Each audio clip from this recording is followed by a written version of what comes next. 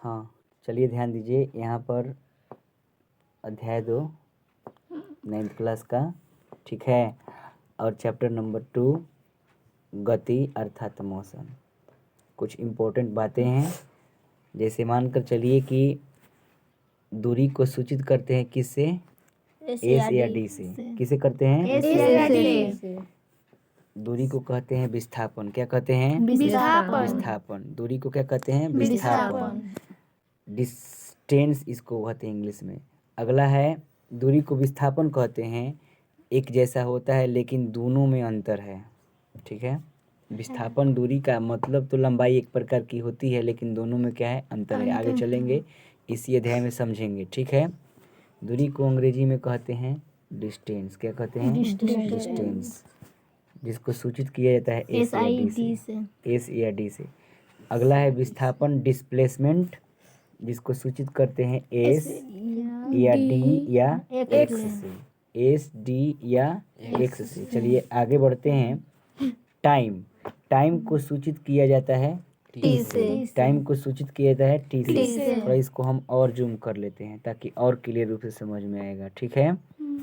चलिए आगे बढ़ते हैं।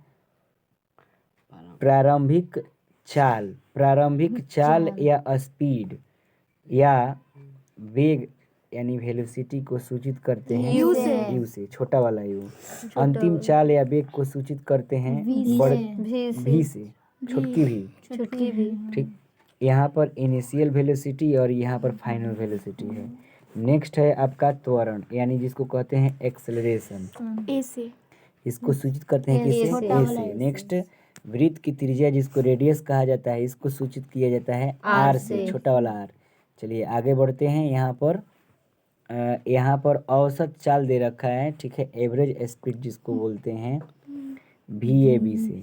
किससे सूचित करते हैं, VAB। औसत वेग पुनः VAB। देखिए बात यह है कि चाहे वह चाल हो या चाहे वह वेग हो, चाहे वह चाल हो मतलब चाहे वह स्पीड हो, ठीक, और चाहे वह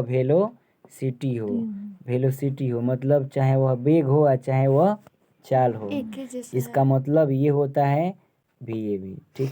अगला है कोणीय वेग, एंगुलर वेलोसिटी। कोणीय वेग एंगुलर वेलोसिटी को सूचित करते हैं ओमेगा से। W जैसा होता है बट घुमावदार होता है, इसको ओमेगा कहते हैं। ओमेगा इसको कहते हैं, ठीक है।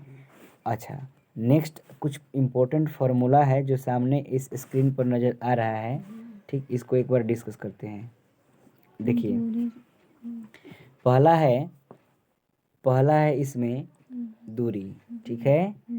दूरी बराबर होता है चाल गुणे समय, अर्थात एस बराबर VT।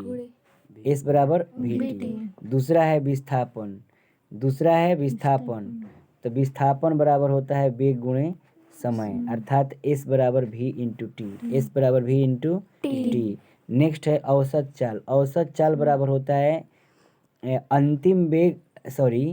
प्रारंभिक वेग और अंतिम वेग प्लस माने दोनों का सम बटा में 2। जैसे एक परिमेय संख्या निकालने के लिए फार्मूला होता है 1/2 कोष्ठ में प्लस भी, ठीक उसी प्रकार से U प्लस V बटा में 2 होता है। अगला है त्वरण, ठीक है। त्वरण का SI मात्रक तो मीटर प्रति सेकंड स्क्वायर होता है, लेकिन त्वरण को सूचित करते हैं ए से, तो त्वरण बराबर होता है V माइनस U/T, मतलब कि वेग में परिवर्तन बटा में समय होता है, वेग में परिवर्तन बटा समय होता है। नेक्स्ट फार्मूला है रेखीय वेग, तो इसका फार्मूला होगा कोणीय वेग गुणे त्रिज्या, मतलब कि V बराबर ओमेगा इंटू आर। अगला है जो वृत्त की त्रिज्या जिसको डायमीटर कहा जाता है, जिसको रेडियस कहा जाता है, तो radius of circle diameter upon 2 यानी व्यास बटा में 2 होता है। वृत्त की परिधि जो आप सभी ने 10 क्लास में पढ़िएगा, या फिर मानकर चलिए कि 6, 7, 8 में पीछे क्लास में ये पढ़ाई हो चुकी होगी। वृत्त की परिधि बराबर 2 पाई आर होता है। वृत्त की परिधि बराबर 2 पाई आर। वृत्त की परिधि बराबर 2 पाई आर होता है। ठीक है, वृत्त की परिधि बराबर 2 पाई आर होता है। चलिए हम यहाँ पर आगे बढ़ते हैं। जैसे गति के कुछ समीकरण दिए गए हैं। गति के कुछ समीकरण दिए गए हैं। देखिए यहाँ पर सामने है v बराबर u प्लस ए टी। दूसरा है s बराबर u t plus 1/2 a t square. तीसरा है v स्क्वायर बराबर u square plus 2a s। nवें सेकेंड में तय की गई दूरी s n nth is equal to होता है u प्लस ब्रैकेट के अंदर 2n-1/2 इंटू a। ये आपका मेनली फार्मूला बताया जाता है इस अध्याय के अंतर्गत में। जो चैप्टर मोशंस है, गति है, इसके अंतर्गत में बहुत सारे बातें यहाँ पर समझने हैं। जैसे मोशन का मतलब होता है कि जब भी किसी वस्तु की स्थिति, जब कोई वस्तु स्थिर हो, ठीक है, और समय के अनुसार इसकी स्थान में परिवर्तन अगर हो जाता है, समय के समान या समय के साथ में इसका यदि एक जगह से दूसरे जगह परिवर्तन हो जाता है तो हम उसको कहते हैं कि वस्तु किस में है, गति में है। मतलब कोई एक, जैसे मान लीजिए कोई एक कार ही है, कोई एक कार है यहाँ पर, कोई एक कार यहाँ पर है। आइए जस का तस 2 घंटों से यहीं पर खड़ी है, टस के मस नहीं हो रही है। इसका मतलब कि यह वस्तु किस में है, विराम में है। इसका मतलब ये कि वस्तु क्या कर रही है, रेस्ट में है। मतलब ये हुआ कि जब यदि किसी वस्तु की स्थिति समय के सापेक्ष नहीं बदलती है तो उस स्थिति में हम कहेंगे कि वस्तु किस में है, विराम में है, मतलब रेस्ट में है।